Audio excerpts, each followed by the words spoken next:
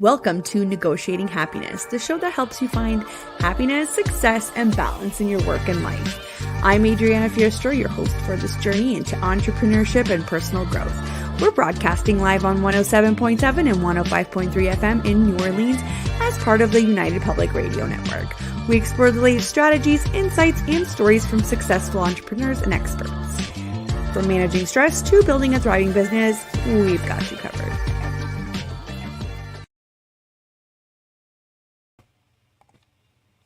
Good afternoon, everybody. This is Adriana Fierastrau, and I'm your host here at Negotiating Happiness. It is February. Wow, I almost said February.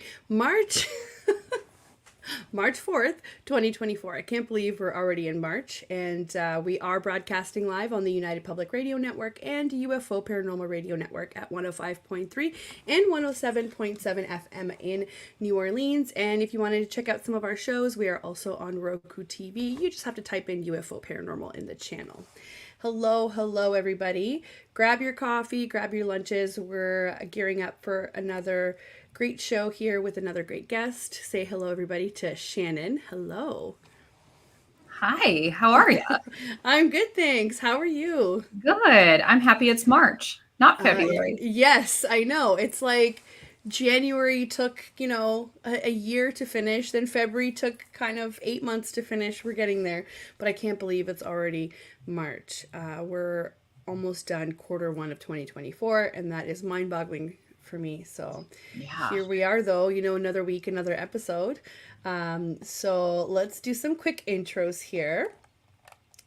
So this week, as you've all met Shannon, she is a photographer, graphic designer, an educator who helps other heart-centered entrepreneurs create brands that reflect the real them or the real you, if you feel like this is talking to you directly. She's all about helping you align with your brand, heart, and visual identity so you can be seen for who you are and call in your dream clients. I mean, who doesn't want to have to work with dream clients every day, right?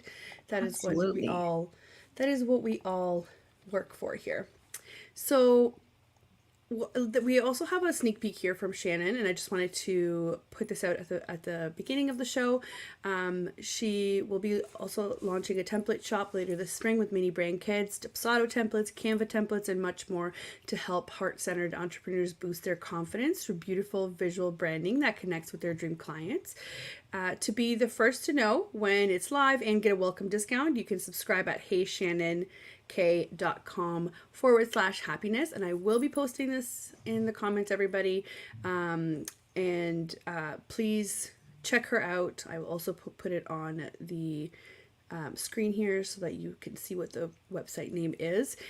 She also has an upcoming group program that will dive in way deeper into what we're talking about today, which is your brand, you yourself, how to be authentic. And it's called Brand Breakthroughs, and will run 6 weeks starting April 1st. And it'll include Shannon's signature brand clarity workbook, a weekly private podcast drops so you can listen anytime, anywhere, and 2 60-minute implementation group calls to work through your questions and challenges. And it is $333, and podcast listeners can get $100 off of Brand Breakthrough Bootcamp when you subscribe at heyshannonk.com/happiness. That is awesome. That is like 30% savings there. And she'll also have pop-up live workshops throughout the year, so that's the best way to get first dibs on those. So please make sure to tune into Shannon's website to be in the know of when all of that will be dropping. So we did a really quick introduction here, Shannon. Sorry to overwhelm you with all of the words. Thank you so much for coming on today. I'm super excited to dive into some of the topics that we discussed with you. And I'm excited to hear what you want to teach us, and in your expert opinion, what we are doing wrong and what we're not doing at all, or maybe what we're doing great. I don't know. So let's talk about the first thing, which I think is really interesting. I only got to hear about the Enneagram types a little while ago in my entrepreneurship journey, so I'm sure this isn't super common, so I'd love to hear what you have to say about it and how that has helped you embrace, your personality. Yeah. So For me, I started my business as a freelancer in the mid 2000s. I had just finished graduate school and just really wasn't feeling fulfilled in my full-time position. So I started this side hustle on the evenings and weekends outside of my full-time job. And so I was writing, I was doing graphic design, I was doing photography. I did some event planning. I basically said yes to anything that came my way, which I've learned as time goes by that that's not always the best strategy. And what I really found was, as a graphic designer, I really got caught up in crafting like the perfect visuals, but I didn't spend a lot of time establishing my actual like brand part. So spending time thinking about what my values were, what my vision was for the future of my business and for my clients, establishing like that emotional connection with my audience. I just didn't make the time for it. And instead, I just put my head down. I did the work that paid the bills. I had a full client roster and I never had enough time. So I just didn't prioritize my own brand at all. Right. And I think a lot of entrepreneurs can identify with that. It really means that you just don't show up online at all. Or if you do, it's very sporadic. And, I think we all know deep down inside that that's not the strategy. Like we want to be seen and we want to be seen for who we really are. But I was not taking steps to build the confidence in my own brand or in myself really. And so I just didn't have the confidence to embody my brand because I didn't know who I was or what my brand was. I just knew I was the go-to gal for everybody's photography and graphic design needs. And in that time, I was just really responsive to, clients' needs and never proactively building the business that I dreamed of when I left full-time employment. So, yeah, that was really how I got started. And then I found the Enneagram, and that changed a lot for me.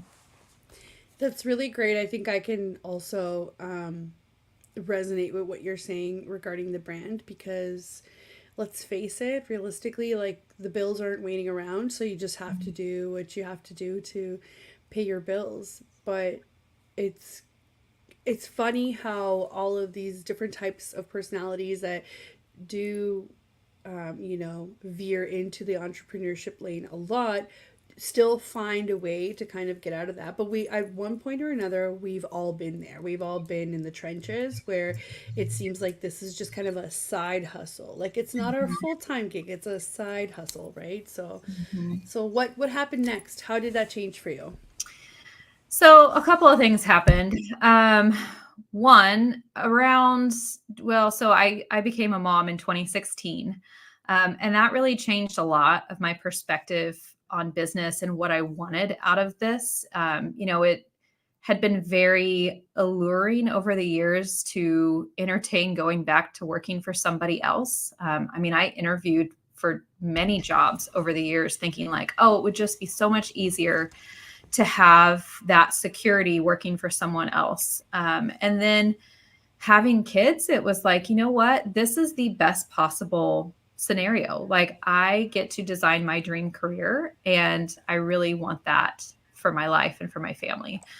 And it kind of aligned well because shortly before that in 2014, 2015, I remember being at a work conference and sitting by the pool with a friend who asked me, "What's your Enneagram type?" And I'm like, "Ennea, what? What are you talking about? I don't know what that is."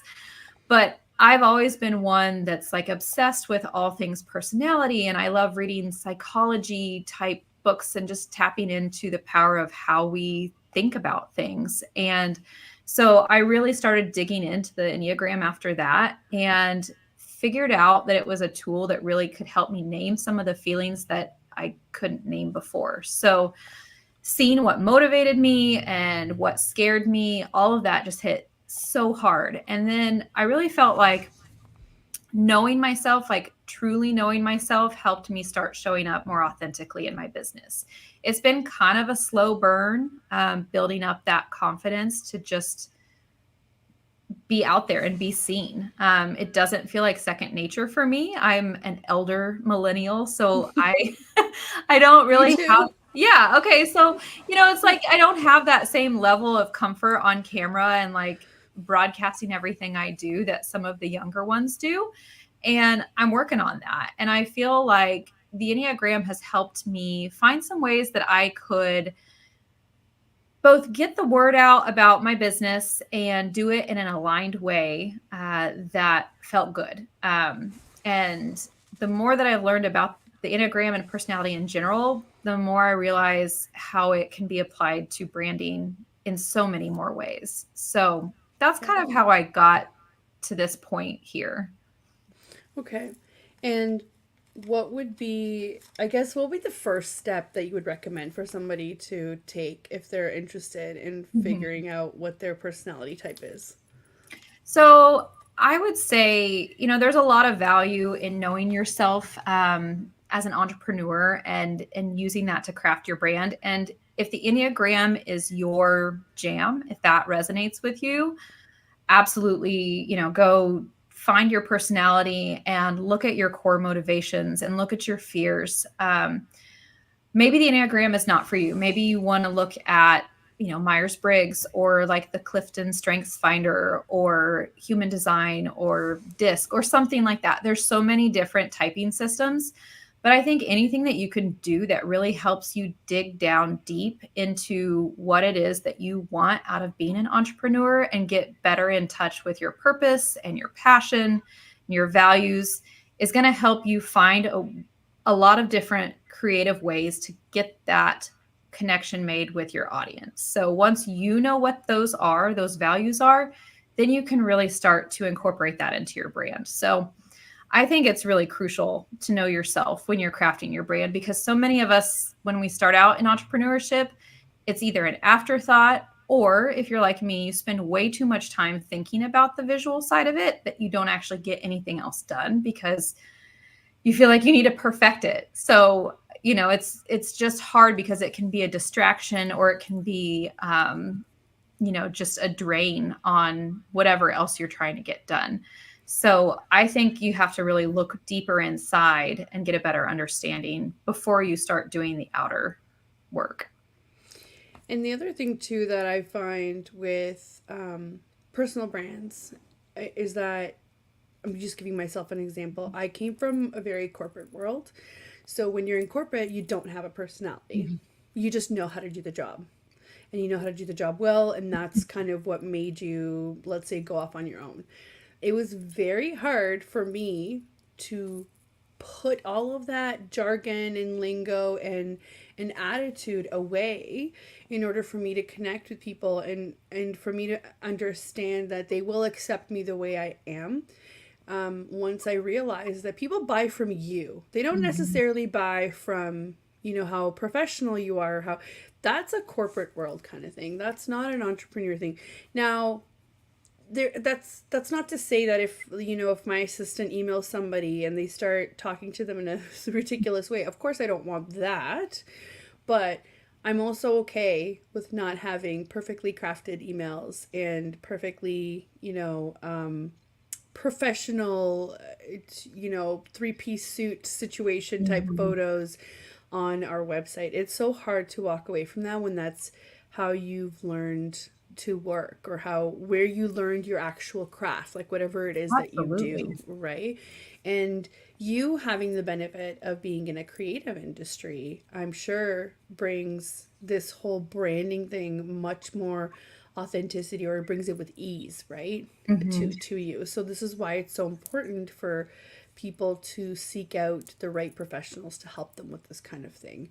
And what would you say about, I know you mentioned a little bit about, we're so stuck on the visuals that we forget about everything else. If this was somebody that was just starting out, what kind of advice would you give them in terms of branding? Oh gosh, that's a great question. And first I do want to hit on the corporate connection there. Like right. That is so accurate, because I had such a hard time disconnecting from being an employee of someone else and maintaining their brand, and knowing that I needed to present everything in a certain way, that when it came to creating my own, I, for a long time, tried to approach it from the same, like, it's almost like a different playing field entirely, like Yeah. a personal brand versus, a corporate brand. It's just, there's similarities, but there's so many differences. Oh And yeah. so I think it's really easy to get overwhelmed if you're just starting out and you're like, where do I even start?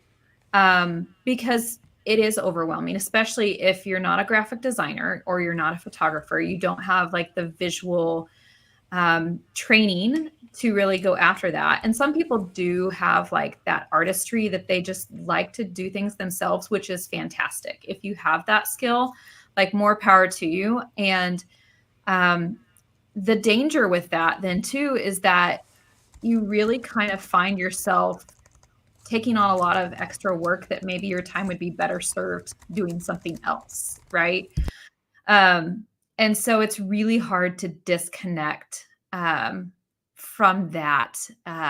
It's so hard to just figure out where you even begin. So I say all that to kind of encourage beginners or people who are wanting to revamp their brands to take some serious time and look at the foundations. So I like to think about it like a house, like building a house. You could build a shelter that, with some wood and some pieces of tin, and you could kind of cobble that together and it would be perfectly fine, right?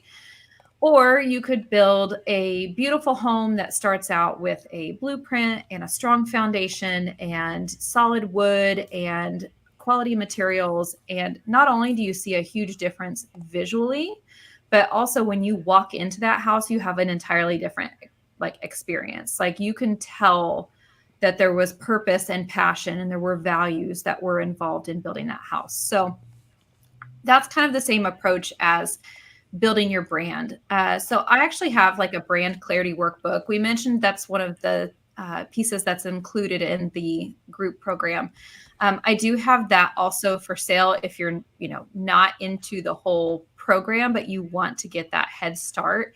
And so what it does, it walks you through several pages of journal prompts and exercises to really kind of get a better idea of like why you do what you do, who you're doing it for, how you're different, what difference you're making in the world. And, that seems so simple, but it asks a lot of questions in ways that help get those juices flowing that you might not have thought about in the past. It's very true. I had a similar opportunity with the workbook when I first started. Well, not right as I first started out, but a little bit after. And just having those questions in made me think about things that, and they were very obvious questions, but giving yourself the time and space to think about those questions, your brain will come up with so many different thoughts that you're kind of shocked. You say, I never thought about it that way. And maybe, do I want to be seen this way? Is this something that's more of a fear rather than a truth? Or it's so important to have those kinds of exercises available as you're trying to not only come up with the brand, but also when you're revamping your brand, or when you're, doing audits on, okay, but my business has grown. Odds are you've grown too. And this is why people rebrand all the time. Is it expensive, or is it, of course, like you're going to have to, invest in your development in order to see the results that you want to see, because it doesn't make sense for you to keep attracting the same people you were attracting at the beginning, because odds are they're not going to be able to afford you at the level that you are now with the extra expertise and resources and staff and whatever else. So it doesn't make any sense not to do the legwork, right? Because then your conversion rate from when you're actually talking to people to when you're actually selling is going to drop, because you're attracting the wrong type of people. Absolutely. It makes sense to me. Yeah. Yeah. And that's so true. And I have experienced that in my own business where, when I started out, my hourly rate was half of what I charge now.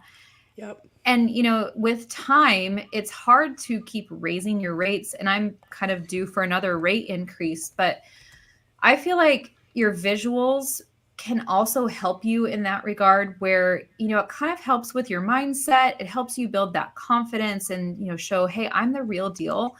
And it just kind of for me, it's kind of that like backing up my case of like, I'm worth this. This is the image I'm projecting. This is what I stand for. These are my values. This is the direction that I'm going.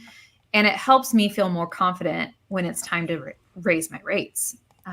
That's not an easy Totally. task.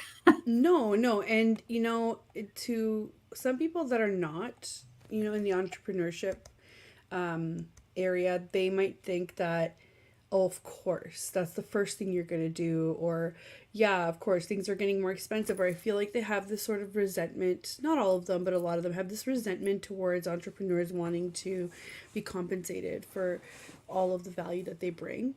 But like you said, it is actually a very hard thing for us to do Mhm. because we deal with things like imposter syndrome all the time. And even though we've done the work, we've put, I mean, if people only knew how much I've invested in my business, they probably wouldn't have half of those thoughts because they Mhm. realize it's also expensive for us too. However, we appreciate it when people approach us with questions, like legitimate questions or legitimate concerns or legitimate feedback, right? As an entrepreneur, you want to hear those things. And you'll find that half the time they're just very simple answers. And you're like, yeah, I don't know why I was afraid. Like, I should have raised my prices Mhm. because I already have all the answers and the whys and I've gone through this. I can help people avoid this. Or it's so hard to be on like either end of it, right? And it's so hard to um, attract those people if you aren't present. So this Mhm. is exactly goes to your point of, are you sure that your brand is attracting the people that will be able to pay Mhm. the prices that, or the fees, or whatever it is that that you are asking for your value. It's all Right. about a time exchange, right? And once people realize that time is your most valuable asset, they will stop with these assumptions Mhm. about, you know, rate increases and all that because they understand it's, you can't get it back regardless of what you Right. do, you can't get it back.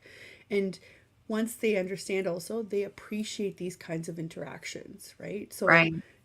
it's, you've taken an hour of your time to come on my show. I am so grateful. But seriously, that's what it is. It's like, I'm so grateful. You're never going to be able to get that time Mhm. back. And it works the same way with Yeah. clients and whatnot, Well, right? and I think that's such an interesting point because as you're talking through this, I'm thinking too about like it goes back to the Enneagram. And so I'm a 9, which is the, mediator, the peaceful, like kind of just wants everybody to be happy and everybody just get Yeah. along, right? And Yeah. Yeah. I find that bringing up so many I mean, it's a strength in some ways, and then in other ways, it's not. And so, one of the things that I've learned with the Enneagram is, one of the fears I have as that peacekeeper is rejection. And so, Right.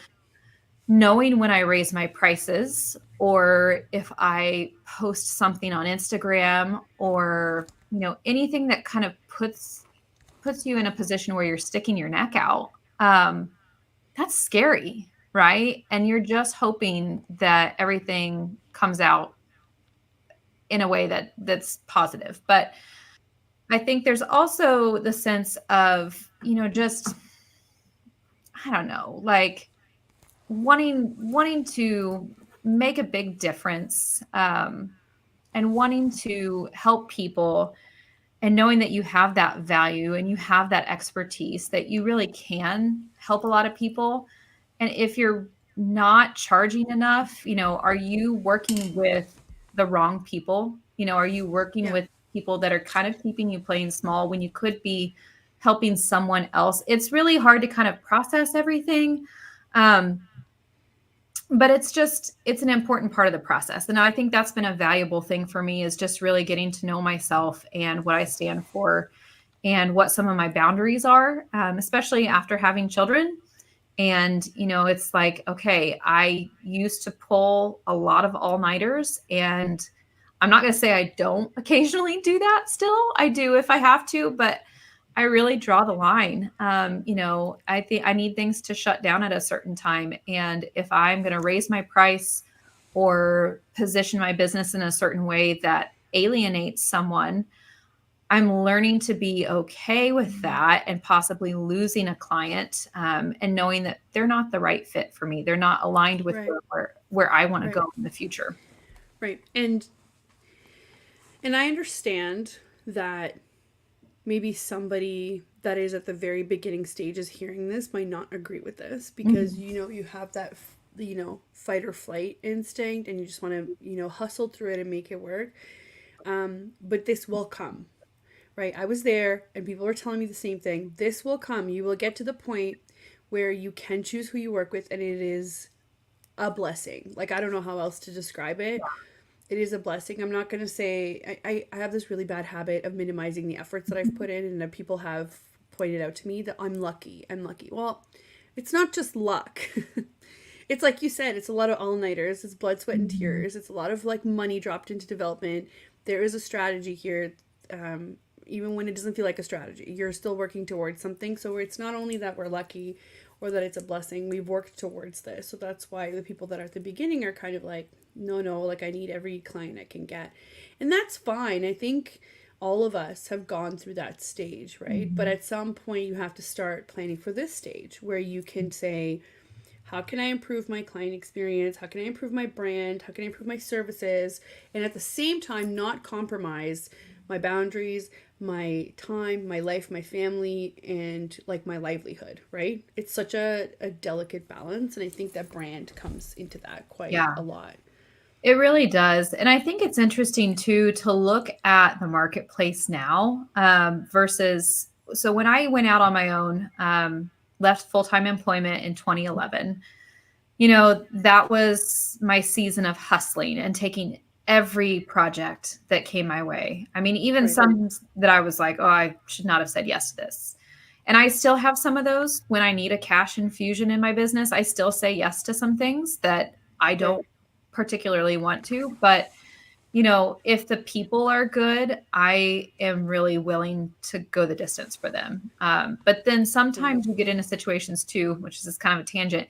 You get into situations where you find clients that you're like, I absolutely don't want to work with a person like that ever again.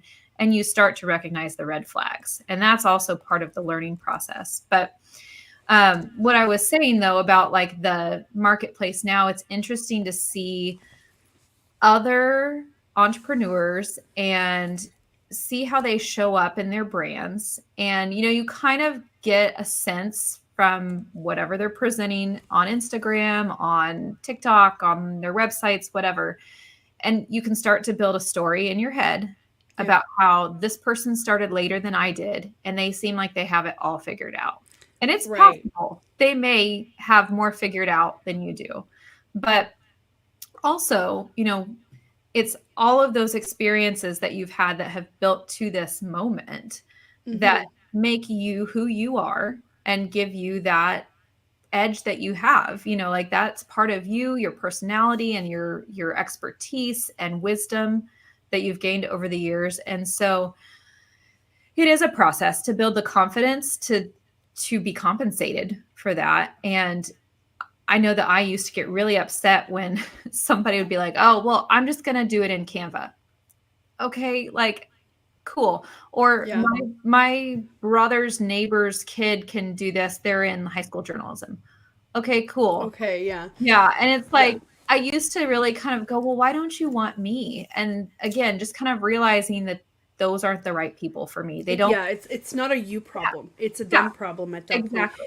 I've been through that too, and just to make a comment about how we have this tendency to compare ourselves. It is so easy on Instagram. Everything is so heavily curated and perfect and filtered and whatever else that I don't see how we couldn't do that, right? Mhm. And it's like you said, it all depends on your journey, and that's why branding is so important because it's Yeah. about what did you go through that sets you apart. So who Mhm. cares if the next person started a year after you and is at the same level? Who cares? There's enough to go around, and what you are looking for is that right person that wants your services, where you can work in harmony, where there isn't going to be any conflict, because that is more important than having everybody knock at your door. Right. Right? Because could you handle everybody? Maybe not. It's hard, and then your reputation suffers because of that. So I think it's definitely a perspective thing and a experience thing. So if something is out of my wheelhouse, I will 100% say, this isn't what I typically do. However, here are your options. And your options will include, I know somebody else who does this. Let me put you into contact with them, rather than race to be that person for them. And I used to have those thoughts too, about like, oh, like, why wouldn't they want me? Right. But now I was even having a conversation this morning with somebody where I said, there are people who are aware of they're problem aware and solution aware. Those are my people. We get those projects booked like this. We get it done. We get feedback. It's great. Next. And then they come back in a couple of months because they're doing something else. Then you get people that are problem aware, not solution aware. They tend to typically need a little bit more time. And I say that to them. I was like, look, I know you know that there's a problem here. Here's what the options that I'm offering you. Take some time, sit on it. If you want my recommendation, I would go with this. Then there are people who are not problem aware or solution aware. And those are the people who you could be talking to for hours. You could be offering them the moon and the stars, and they will still say no. And that's not a you problem. It's a them problem, because they don't realize what they're missing. And that's okay. I typically try to, identify it right away, to be like, look, you're still at this stage. Why don't we talk when you're at this stage? I would love to help you. I'm there for you. Ask me questions in the meantime. But I don't think this is going to work for you right now. Right? So once you have the ability to do that, it's like it all changes. Absolutely. Right? It so does. All of it changes it. It's for the better. It might not seem like it, but it's definitely for the better. I've definitely been there. I can resonate 100% with what you're saying. Yeah. It is a journey for sure. Yeah, totally. Just before we go on here, though, I'm just going to do a quick little intro for everybody that's just tuning in. You are listening to Negotiating Happiness, and I am your host, Adriana Fierastrau, and we are live on the United Public Radio Network and UFO Paranormal Radio Network at 105.3 and 107.7 FM in New Orleans. And some of our shows are actually on Roku TV as well, if you guys wanted to kick back and watch some of our shows. I am here today with Shannon, and her and I are talking about branding, Enneagram types, personality, and the difference between having a brand and an authentic brand. So we were just talking about why branding is important, and what stage you're at is also important for your branding, right? Yeah, absolutely. Perfect. So we touched a little bit on this, about how some people are just not ready, and that could be for many, many subjects. But let's talk about the limiting beliefs that come along with this, because I'd really like to hear your opinion on it. Yeah. So through my own experience, and also working with lots of other entrepreneurs, where a lot of us get stuck is in 4 main limiting beliefs. So the first one is perfectionism, which I am so guilty of. Like, I used to tout perfectionism as a strength in job interviews. I'm like, I'm a perfectionist. Like, that was I used to as well. I think they used to teach us this. Isn't that wild? It's crazy, because I feel like there's been like a cultural shift to like recognize that perfectionism is not always a good thing, right? Like, it can be a very bad thing. But, this can show up in all or nothing thinking, where you're like, well, my brand is either going to look amazing, or I'm just not going to show up at all. Or you can look at all of the recommendations and best practices out there and start shoulding all over yourself. I should do this, or I should do that, or I should show up here. And, perfectionists really want to do things the right way. And so they can get really stuck in this, what should I be doing? And then feeling bad that you're not doing it. Right. And then also setting unrealistic standards for yourself and for other people. So, a perfectionist is probably not getting a whole lot done because the standard, the bar has been set so high that you get into that all or nothing thinking, well, if I can't make it this good, then I'm just not going to do it at all. I mean, I'm so guilty. Me too, but can I say something about Sure. perfectionism that I've noticed in the last little bit? Perfectionism assumes that there is a set of criteria to be met. And if you are a creative and you are a perfectionist, I would almost argue that you're missing new creative thinking when you try to be a perfectionist.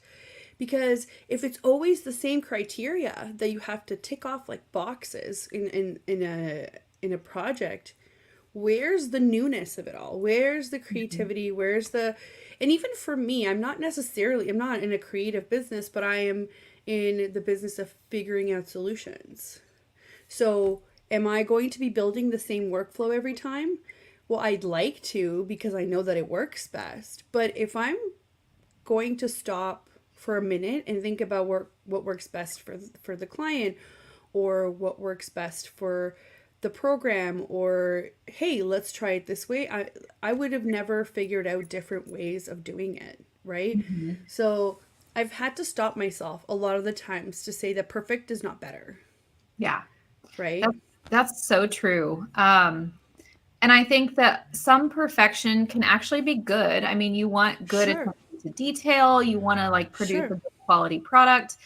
But at the same time, if you're letting it slow you down and keep you from showing up in your own brand, I mean, like I'm raising my hand here going, yep, I've done this because I wanted to perfect my color palette. Like, oh, that's not it, so I just won't post anything. Or, oh, that photo is not perfect, so I just won't post that.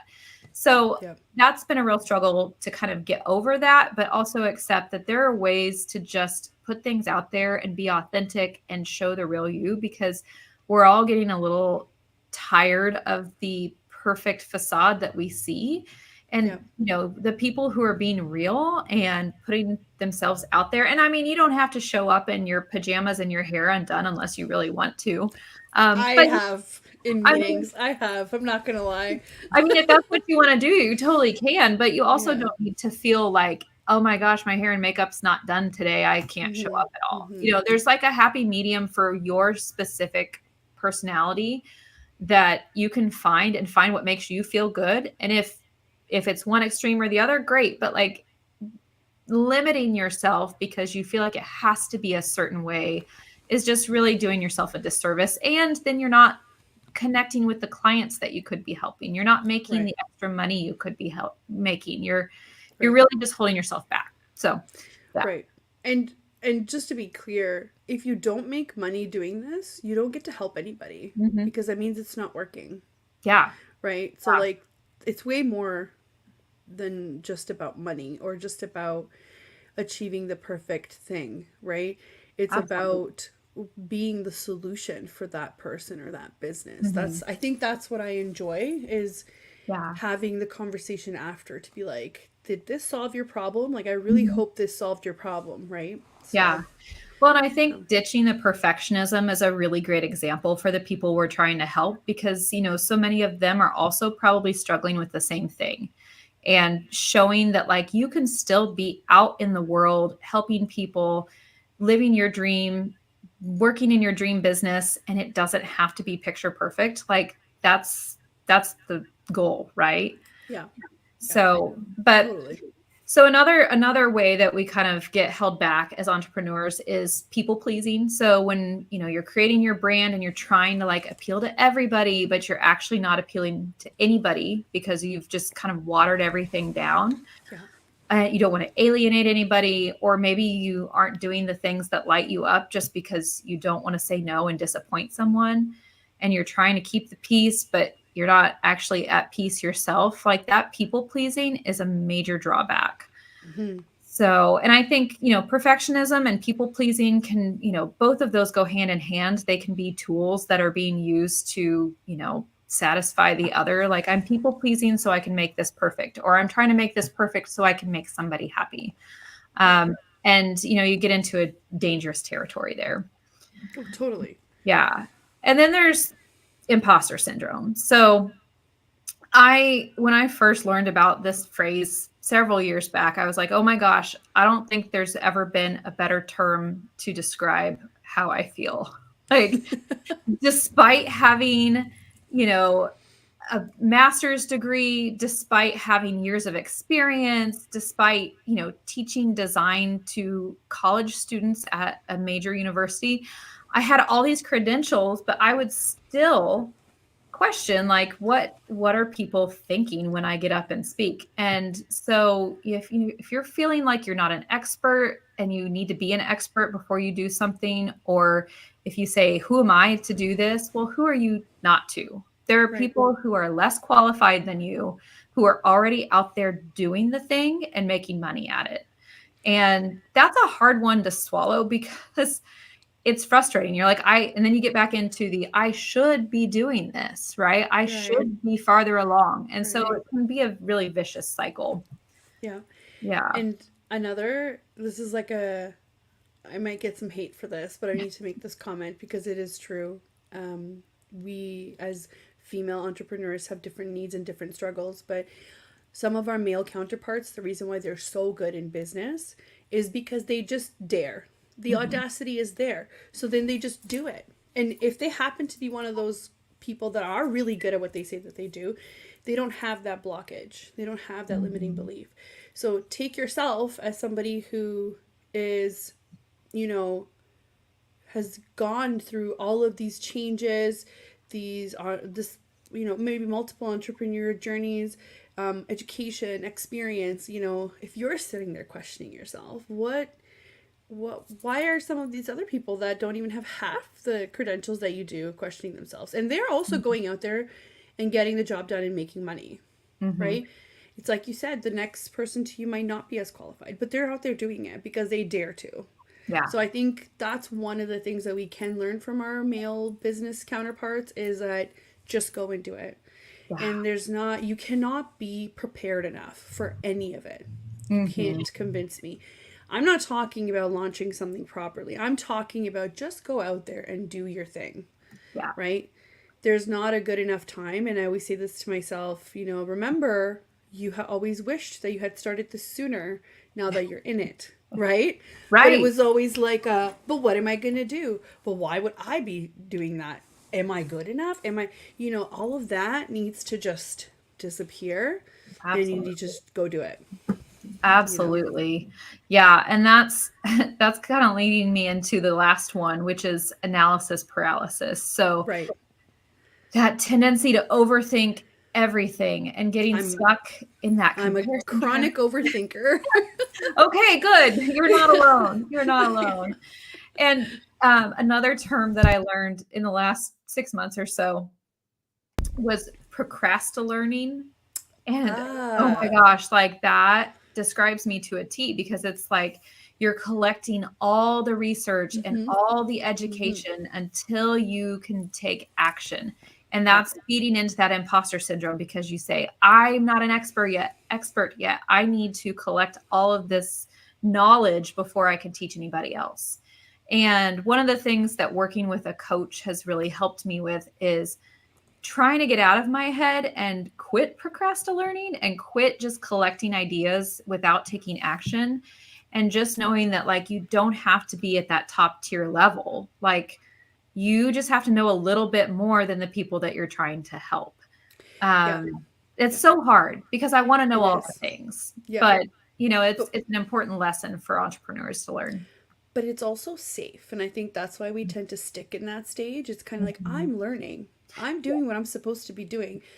Kind of like with blinders on, being like, no, you're actually supposed to be doing it, right? Yeah.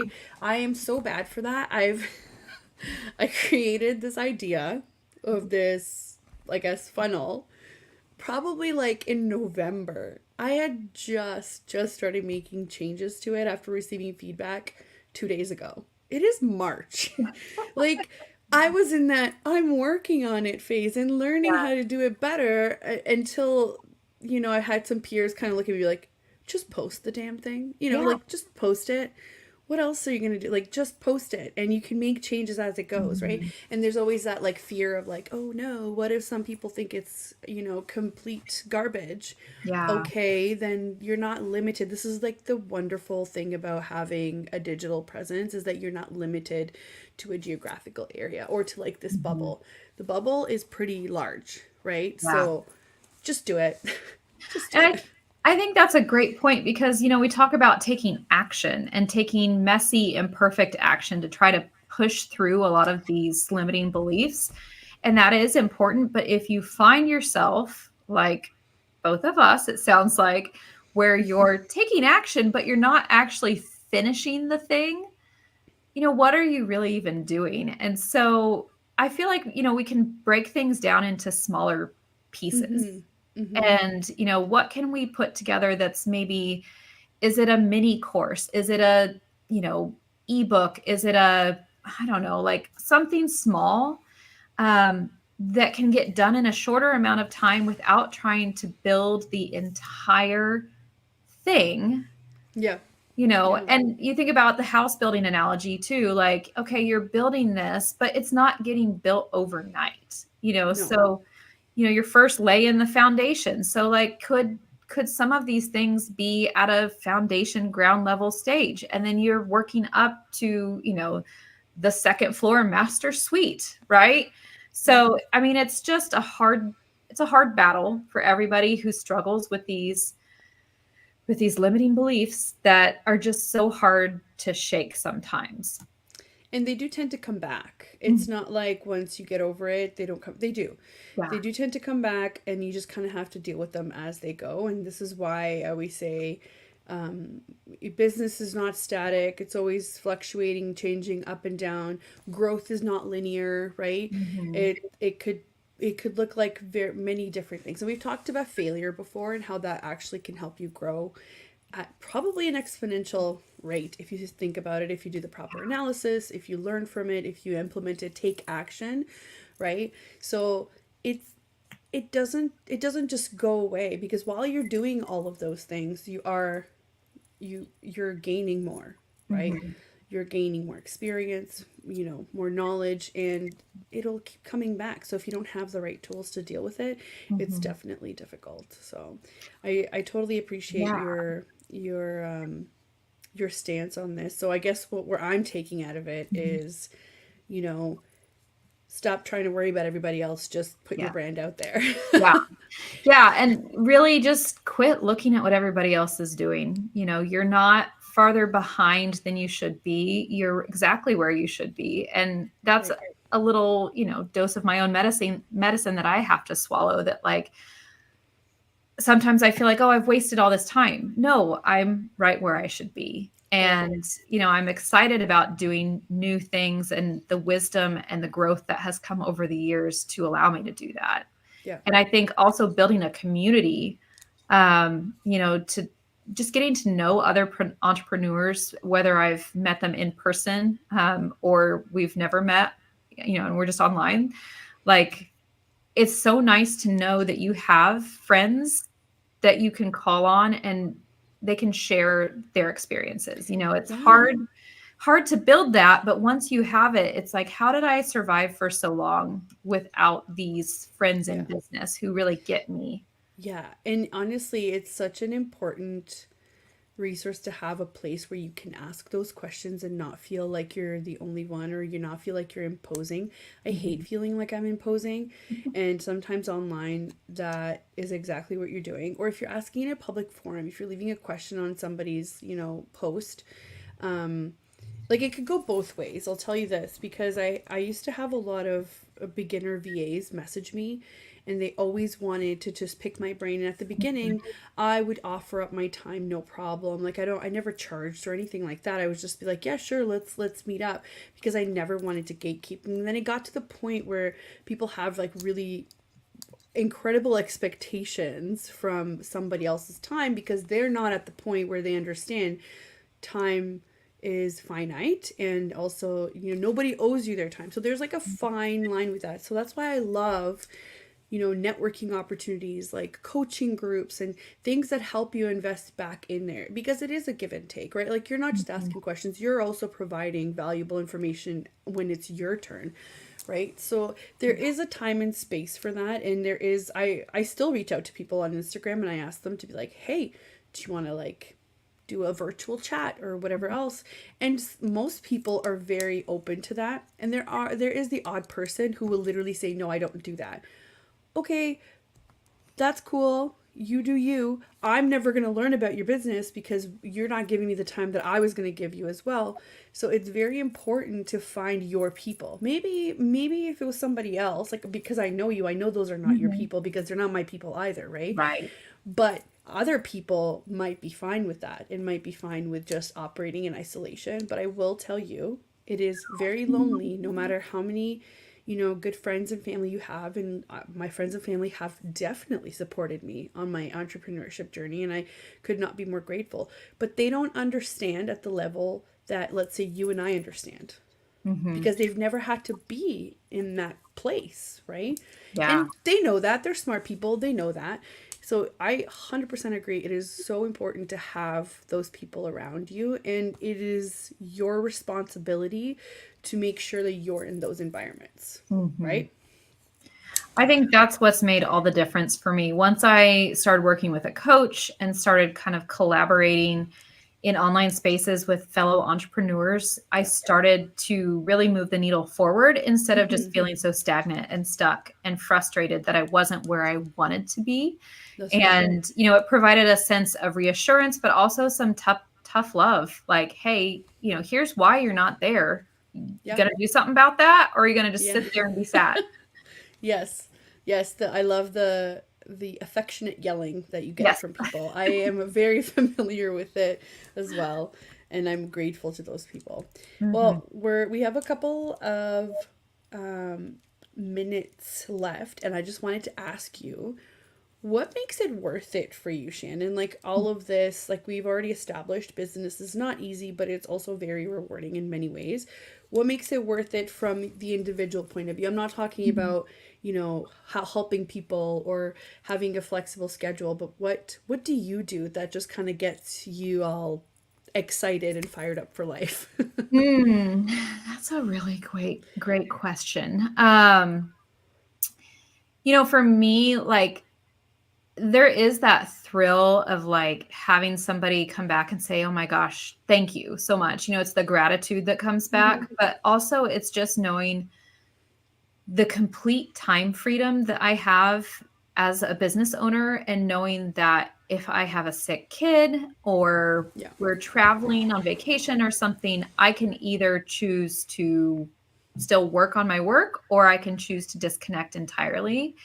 And I think that's really what kind of, I don't know, it's the icing on the cake. I mean, I love working with my clients. I love meeting new people and, helping them solve their problems and create their beautiful brands, whether it's through photo sessions or design or, teaching. But at the same time, it's just kind of this like big ball of yumminess, I guess, that like everything just seems to kind of work out together. And it's not an experience I could have if I was working as an employee for somebody Right, else, right. But also, you mentioned you like to go on vacations. Is there anywhere Mhm. particular you like to travel? Oh my gosh, anywhere warm usually is the answer. Beach is Wait, always wait, great. wait. Tell everybody where you are first. I forgot to ask you that at the Oh beginning. yeah, I'm in Kansas, which has Okay. actually been very nice here lately. But Oh, good. I'm always down for a beach. But we also love the mountains. We're getting ready to go ski later this week in Colorado. Amazing. Take our kids. I mean, that's just the joy of doing what I do. It's like The my freedom. yeah, the freedom, and my kids Hmm. can see that like, mom needs to work sometimes, but also like she's here for us when we need her. So But also, awesome. how cool is it for your kids to look at both of their parents and to Mhm, say, mom totally did her thing, mhm, dad totally did his thing, and mhm. then we were together and we did our thing together as well. Like, Yeah. I loved that my mom had like a part-time like business, because I was like, oh, look at my mom. My mom was going to work. Like, don't get me wrong, my mom had a lot to do. Now looking back at it as an adult, I'm just like, oh my God, mom. Right. But she, she would go to work, but also have a part-time business. I thought that Mhm. was really cool. And my dad, he always figured it out with work. He just Mhm. figured it out. We had what we needed, but that came with a lot of sacrifices, obviously. Mhm. But how cool is it that our kids are going to say they did their thing? They just wanted to, and Yeah. they went for it and did it. And I think you hit on something really important there. Like they figured it out. Like Yeah. they figured it out. It's not that they were beholden to Oh, no. anyone in particular. They just figured it out. And so I think that's what's so powerful about like this world that we live in now is that we have the opportunity to figure it out and make a better career for ourselves, a better lifestyle for our families, like just more joy and purpose in our lives. Like how great is that? It's awesome. Yeah. That's basically, I love ending the show on such a positive note because as we've touched on the struggles. This is why we do it. We do it because we want that freedom. And I don't want people to get discouraged and not do it because it's hard. Guess what?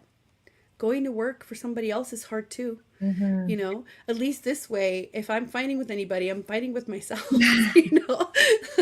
Yeah, it's that saying So, like choose your hard, right? yeah, yeah, Yeah.